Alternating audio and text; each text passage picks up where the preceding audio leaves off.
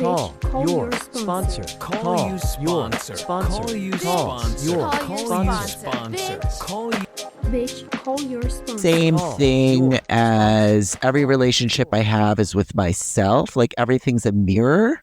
Yes. And on top of it, it is you're calling everything, all of these mirrors to you. So wherever your sharp edges are, you're calling a mirror that will smooth that sharp edge. Okay, we're going really deep here. So is this the same as the universe will present me continually present me with the lesson that I need to learn until I learn it? So I'll give you an example. So my pattern we've discussed, right, has to be with unavailable men, right? Which I think is definitely core. I found out my father was having an affair. Affairs, plural. And so they're all the same vibe of my father, like cheating on significant others, not emotionally available. And like that's been a lifelong thing. It's only within the last 3 to 6 months that I have not actively engaged. I'm just I'm vibrating differently. I'm very clear that I want to have my own child, and that it's not going to happen by me continuing engaging. So there's no pull. There's no excitement. There's nothing there anymore for me because I'm very clear on the direction I'm going, you know. It's not to say I'm not tempted. It's just to say, and it's not a resistance. I know I could text or engage whenever they text. I don't need to block, but it's like whenever. And so it's like, oh, it's like that lesson's still showing up. I'm just not continuing having to learn, or it's like there's a freedom that's happening for me, you know? Yes. I don't know if this is making sense. Yeah, no, it's totally making sense. I think I'm getting hung up on the word lesson because I think it's just, you can keep doing that as long as you want forever and nobody cares. Like God's not judging you and God doesn't care. You're calling to you what you want to see. And if what you want to see is emotionally unavailable, you get emotionally unavailable. And if now what you want to see is emotionally available, you get emotionally available. So it's not necessarily a lesson as what your soul is longing for. And sometimes what our soul is longing for is some old stuck pattern that we're just familiar with. And we don't realize, like, wait, that's somebody else's story. That's an old familiar pattern. I can actually just go back and feel that. And we can start with a whole new story. It's so fascinating what's happened because I'm not really fond of that thing lesson either. I know Brianna Wiest, it's in one of her things, same with the whole mirror thing. A few people have said it. It's a spiritual principle and law, you know, but right. This thing of I'm noticing like I'm inwardly reorganized at this point, you know, and so what I'm actually seeing are couples more is what I'm actually seeing in my real world, you know, couples holding hands. I'm seeing a lot of babies, like even more so than I was in the past. And I guess for me, it's what you're saying. It's the mirror. It's the subtle shift that's happened within me. And then that is actually being reflected outside. Yes, that totally tracks. And when I was out there dating in new sobriety, I had these belief systems from what I saw growing up, which was Nikki would clean the house for Ramsey to come over. And then Ramsey, who was married, sometimes wouldn't show, sometimes would show. And if he didn't show, she would cry on my shoulder. And I'm 6 and having to take care of her because this guy didn't show up and she's all hurt. So my thing was, I'm never going to be that dependent upon men, and I'm going to zing them and hurt them. And they have no feelings. They're not real. And I'll use them and never feel anything for them. Right. And so when I'm sober and doing that and being really mean to these guys who were like newly sober and like, hey, you hurt my feelings. Trying to get in touch with their feelings. I was like, you wuss.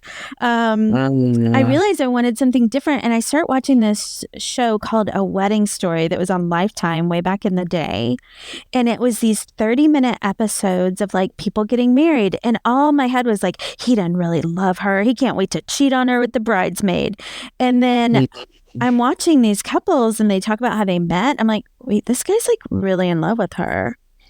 And I watched those over and over. And wouldn't you know it, that's the same year that I met my husband. And like, by exactly what you're saying, by watching and believing and changing my whole filter and outlook on relationships, the relationship that was right for me showed up. That's really beautiful. I guess what I'm getting from this conversation is that there is infinite healing available on this journey. And I truly, this last week, I've been really in touch with that. There's not this magnet that I felt was so strong before.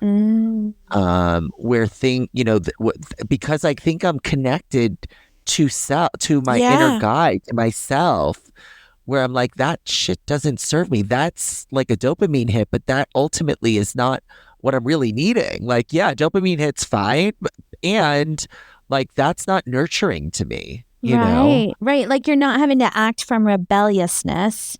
You're getting down to your true self. So I think we're at our final 5. I bet.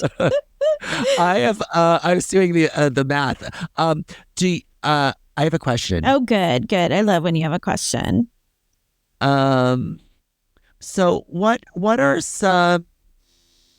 is a wise word, mantra, whatever that you have heard recently, or one that's been with you for a while that you share?